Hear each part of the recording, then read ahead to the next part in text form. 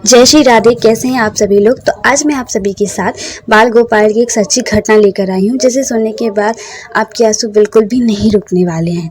तो उससे पहले चलिए वीडियो को शुरू करते हैं और जल्दी से आप चैनल को सब्सक्राइब कर दीजिए, वीडियो को लाइक कर दीजिए और बेल आइकन को भी प्रेस कर दीजिए, ताकि बिहारी जी की कृपा कि आप सभी पर बनी रहे और आप हमेशा उनकी वीडियोस इसी तरह से देखते रहें। तो चलिए ज़्यादा देर नहीं करते हैं और वीडियो को शुरू करते हैं।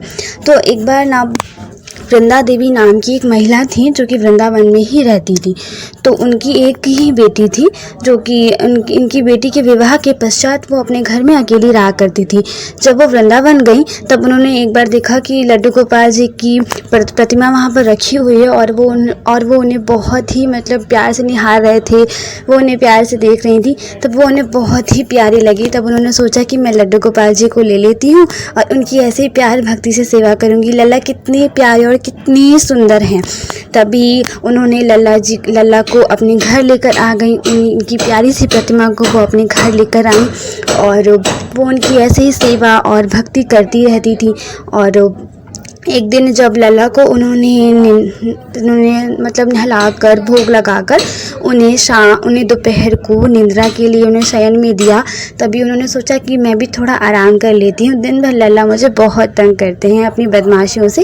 उन्होंने सोचा क्यों ना मैं भी थोड़ा आराम कर लेती हूँ। तभी वो आराम करने के लिए जब गई तो फिर उन्हें अचानक से हिचकियाँ आना शुरू हो गई, बहुत हिचकी आने लग गई। तब उनका मन बहुत घबरा गया। तब वो जल्दी से भागकर लल्ला के पास गई और उन्होंने लल्ला को उठाया और बोला, क्या हुआ मेरे लल्ला?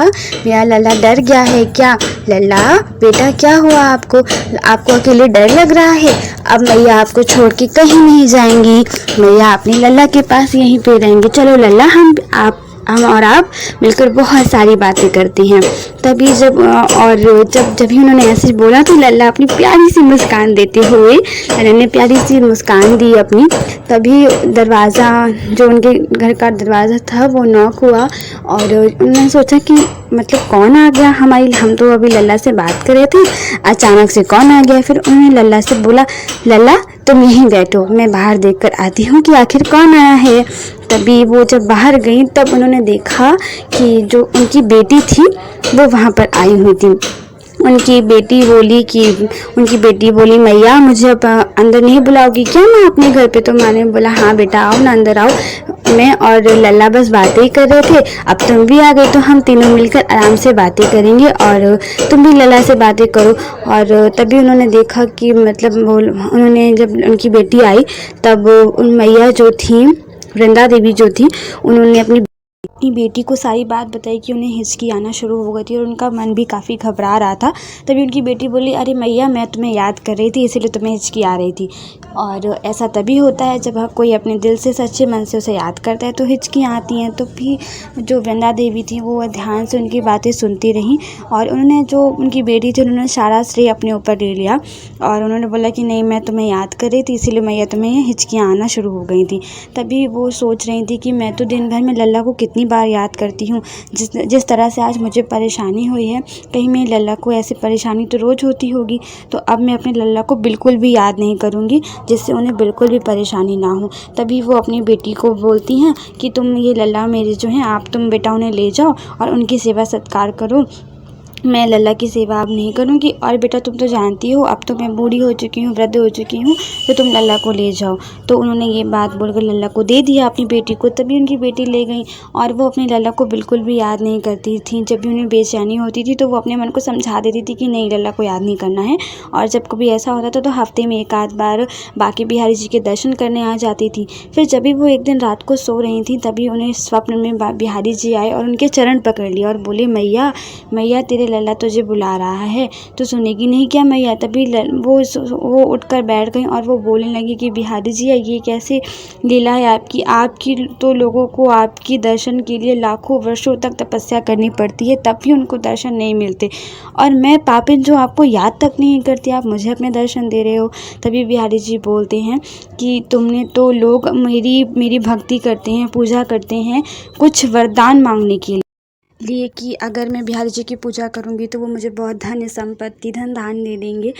कुछ इच्छा होती है, कुछ माँ इच्छा लेकर बिहारी जी की पूजा करते हैं, लेकिन माँ आपने तो मुझे सिर्फ इसलिए याद करना छोड़ दिया क्योंकि मुझे तकलीफ़ ना हो।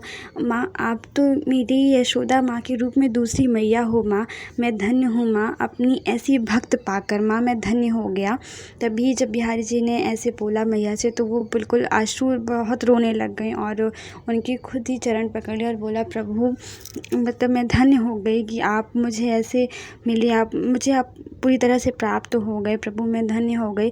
तो कहते हैं ना कि अगर आपकी भक्ति में बल है तो भगवान भी नहीं रोक सकते आपको अपनाने में और ख़ुद को आपको सौंपने में नहीं रोक सकते। तो आप अपनी भक्ति के बल को बढ़ाइए और निस्वार्थ भक्ति प्रेम भाव से बिहारी जी की सेवा करिए, क्योंकि जो धन है संपत्ति है वो सब कुछ यहीं पे रह जाता है, कुछ भी नहीं जाता।